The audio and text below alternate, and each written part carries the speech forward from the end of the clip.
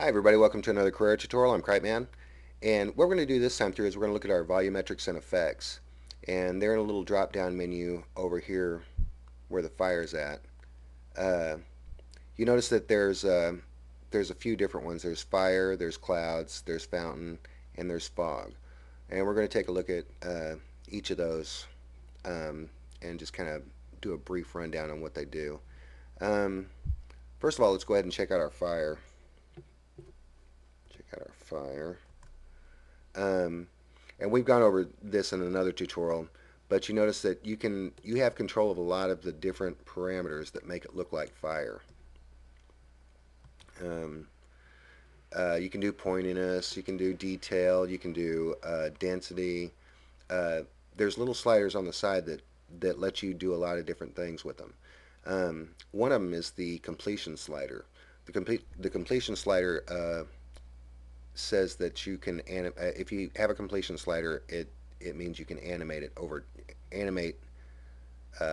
your whatever it is over time. Um, and each of these volumetric and effects have different containers they can come in too. Um, this is your box for fire. You can also do sphere and cylinder, and I have a couple of different uh, animations made up. This is what your fire looks like as a sphere, and you notice that when it loops, it it kind of skips a little bit. Each one of these, except for your fountain um, particle emitter, old particle emitter, um, it'll hiccup over time if you focus on it too long. So uh, if you're going to use these, you might want to do sweeping shots with them, or whatever, if you're going to animate them. But they don't animate seamlessly. They don't animate seamlessly. Let's go ahead and take a look at our clouds next. And the clouds are pretty cool. I mean, they're quick. That's a biggie. And it has little sliders you can mess with, and this can be animated over time too. All this stuff can be animated over time just by adjusting your sliders. But yeah, they don't loop, and they don't have a natural look to them if that's not what you're wanting to do with them. Um, and we have some clouds. Little cloud animation right up here. And this has just been done by uh, adjusting the quality or the quantity on it. The quality is really good, but you can really do some kind of cool things with it. Uh, one thing about this too is it's one of the only ones. It's one of the ones that interact with itself well. Um, if you duplicate your fire and put them together, it doesn't look right. Your fog, it doesn't look right. But with your clouds, you can, if you, as long as you have your quality cranked up uh, and don't, maybe you can adjust the density up and down. Da, da, da, da. There's a whole bunch of different things you can do, but it'll interact with another one of the same type. Let me show what I'm talking about. It'll interact with itself pretty well. You notice it doesn't. There's not a break in it. There would be if you animated it through each other, but there's no break. Um, Next one up is fountain, and fountain's pretty cool. But one thing that you have to note about fountain is it's not your particle emitter. It has really rough edges. Oh, duh. It has really rough edges. It's kind of triangular shaped particles, and that doesn't change even if you animate it. Uh, the shader that you apply to it kind of stays in place, and the particle runs through it.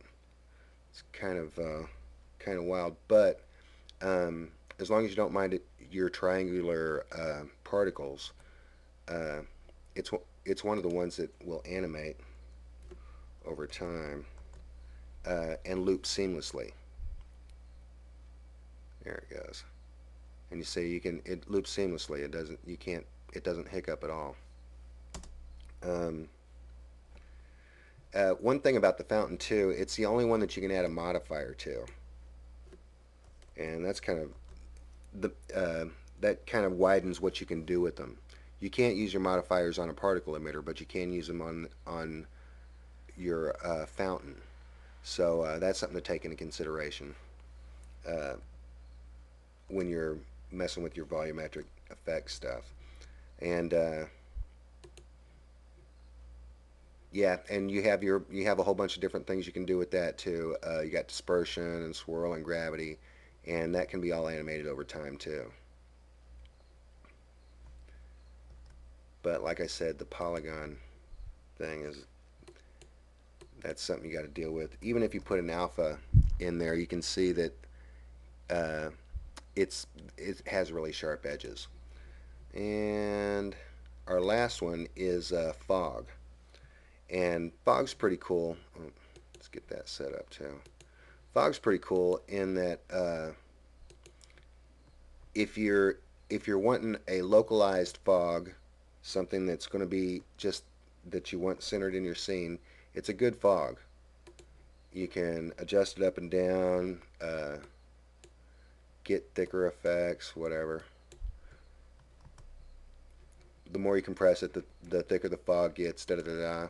And it has a bunch of these different uh, things in here too. One of the cool things about it is that you can has this little swirl thing, and if you get it just right, you have a nice swirly cigarette looking fog.